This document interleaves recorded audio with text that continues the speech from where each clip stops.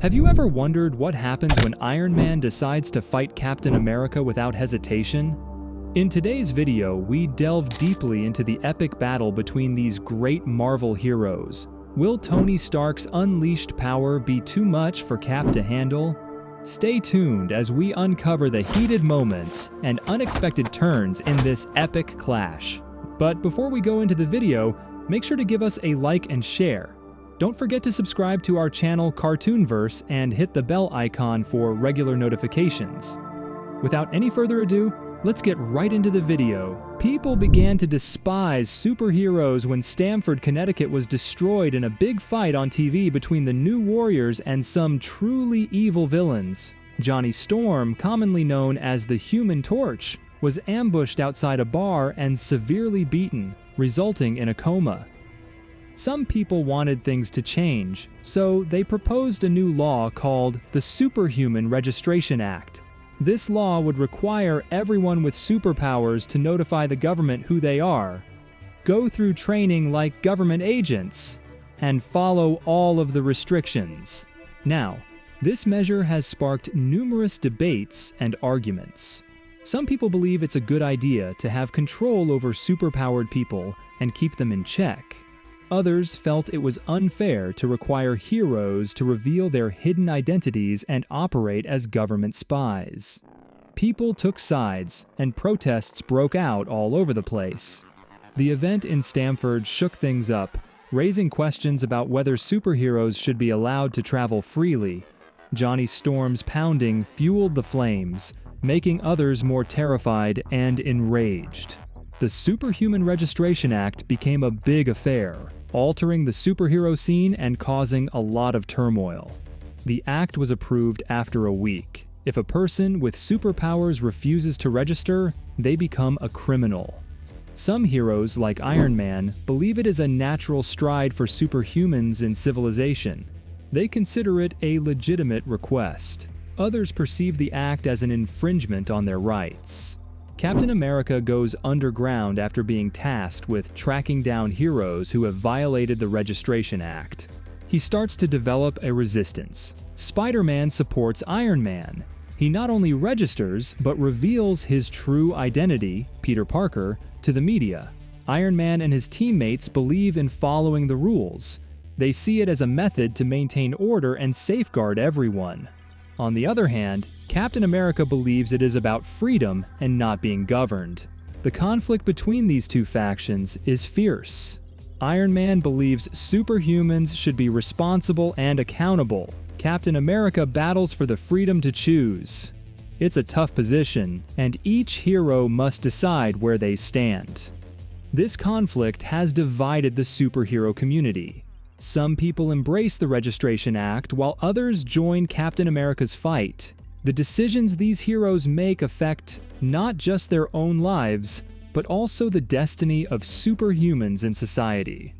Mr. Fantastic, better known as Reed Richards, approached Black Panther and encouraged him to join Tony Stark's squad, but he graciously declined the offer.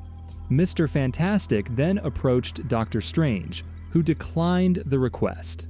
Meanwhile, Tony Stark set up a meeting with Emma Frost, recognizing their previous connection. He openly discussed their former involvement, but then asked that she join his team. Emma, on the other hand, insisted that the X-Men remain neutral and refused to support Captain America. When Tony left the Xavier Institute, he was confronted by Lucas Bishop, who sought a talk. Tony was intrigued and decided to hear what Bishop had to say. Captain America and his comrades were having a peaceful supper, blending in with their new civilian identities. Suddenly, a call interrupted their meal. A chemical plant was on fire, trapping hundreds of people. Duty called, and they quickly changed into their heroic alter identities. Meanwhile, at New York Presbyterian Hospital, Johnny Storm was feverishly looking for Sue.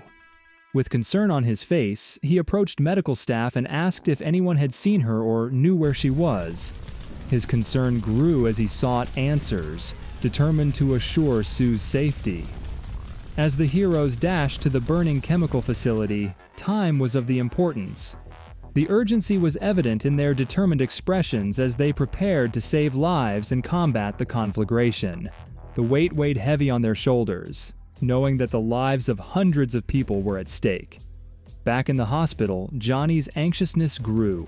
Each unanswered question increased his worries about Sue's well-being. The busy hospital environment made it difficult to find her quickly. Friends and allies were contacted, hoping for any information that could alleviate Johnny's concerns. In the midst of chaos and heroism, the story moved between the burning chemical plant and Johnny's desperate search. The setting was set for a high-stakes rescue mission, with lives on the line and a superhero missing. The tension rose, and readers eagerly awaited the resolution of these intertwined threads. Captain America and his crew, which included Dagger, Cable, Daredevil, Cloak, Hercules, Goliath, Wiccan, Hulking, Patriot, Falcon, and Luke Cage, arrived at the chemical factory. Cable, being keen, noticed a sign indicating the plant's relationship with Stark Industries.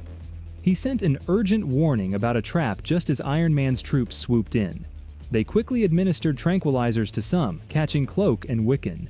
Wiccan's sedation was deliberate, as it prevented Captain's troops from teleporting.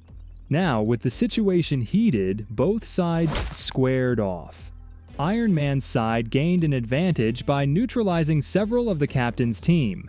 Cable's warning disrupted the peacefulness of the situation, paving the way for a high-stakes fight. In the face of danger, the heroes grappled with the unexpected trap. Cloak and Wiccan, immobilized by tranquilizers, posed a challenge for Captain America's team. The element of surprise favored Iron Man's side, leaving Captain's team to strategize quickly. The plant's connection to Stark Industries added a layer of intrigue, hinting at a deeper plot. Tensions escalated as the heroes navigated the unforeseen obstacles. Tony Stark leads a superhero team that includes She-Hulk, Mr. Fantastic, Invisible Woman, Thing, Wonder Woman, Wonder Man, Mrs. Marvel, Atlas, Yellow Jacket, Spider-Man, Dr. Samson, and others. Maria Hill's In Control instructs S.H.I.E.L.D. agents to take a step back and play a supporting role. This indicates they're not on the front lines, but rather providing support from behind. It's a large group with a variety of abilities, and Maria wants S.H.I.E.L.D. agents to exercise caution and let the heroes handle the major action. The squad combines strength, intelligence, and unique ability to overcome obstacles. Maria ensures a coordinated effort in this situation, with S.H.I.E.L.D. agents providing support under her supervision. The heroes take the lead, demonstrating their individual abilities and teamwork. The interplay between the heroes and S.H.I.E.L.D. agents lays the groundwork for a balanced and smart approach to dealing with each challenge they encounter. Maria's decision demonstrates faith in the superhero team's talents, emphasizing their role in addressing the fundamental concerns at hand. The support capability highlights the value of teamwork and collaboration, demonstrating the power that comes from integrating various abilities and skills. As Tony Stark extended his hand, Captain America gave him a doubtful look and declared he had 5 minutes to convince him. They shook hands, but Tony didn't realize Cap had placed an electrical scrambler onto his glove. When Tony looked down, confusion flashed across his face. The device activated, disrupting Iron Man's armor systems. Sparks flew as the armor malfunctioned, catching Tony off guard. The tension in the room escalated as the realization hit. This wasn't going to be a peaceful negotiation. The electronic scrambler's effects rippled through Iron Man's suit, causing glitches and malfunctions. Tony, now facing an unexpected adversary, quickly retaliated with a blast. The fight erupted, each blow resonating with the clash of ideologies. The skirmish unfolded with raw intensity. Captain America fought for freedom from registration, while Iron Man, fueled by his belief in accountability, countered with technological prowess. The room echoed with the clash of shields and the whir of repulsor beams.